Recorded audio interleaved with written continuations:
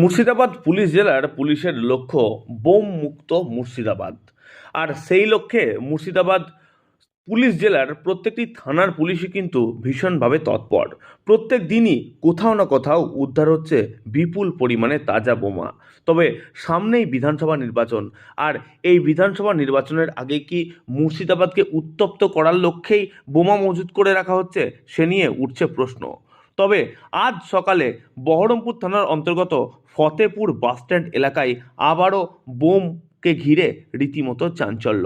জানা যায়, বহরমপুর থানার অন্তর্গত ফতেপুর বাসস্ট্যান্ড এলাকায় একটি কলা বাগানে, পরিত্যক্ত কলা বাগানে প্রায় 3টিরও বেশি সকেট বোমা এবং বেশ কিছু সুতলি বোমা উদ্ধার হয়, যাকে ঘিরে রীতিমতো চাঞ্চল্য ছড়ায়। স্থানীয় মানুষজন নজরে আসতেই তড়িঘড়ি খবর দেয় বহরমপুর থানায়। বহরমপুর থানার পুলিশ গিয়ে ওই এলাকাটিকে ঘিরে রাখে সাধারণ মানুষের নিরাপত্তার দায়িত্ব নিয়ে, এবং তার পরবর্তীতে বোম ডিসপোজাল স্কোয়াডকে খবর দেওয়া হয়।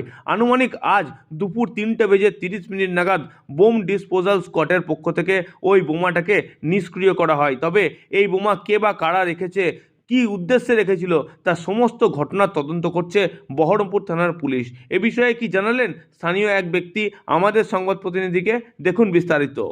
হয়েছে কি শুনলেন এখানে? আমি সকালবেলায় এদিক দিয়ে আসছিলাম, তারপর দেখছি এখানে দুটো পুলিশ পজিশন, আমাদের এখানে বাড়ি।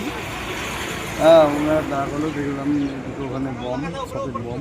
জায়গাটার নাম কি? এটা ফতেপুর টপিক। এখানে তো বিগত দিনে এরকম কোনদিন হতো না, কতটা আতঙ্ক? এখন কে রেখেছে, কে, এটা তো এখন অবধি জানা যায়নি। পুলিশ প্রশাসন আরও আসছে।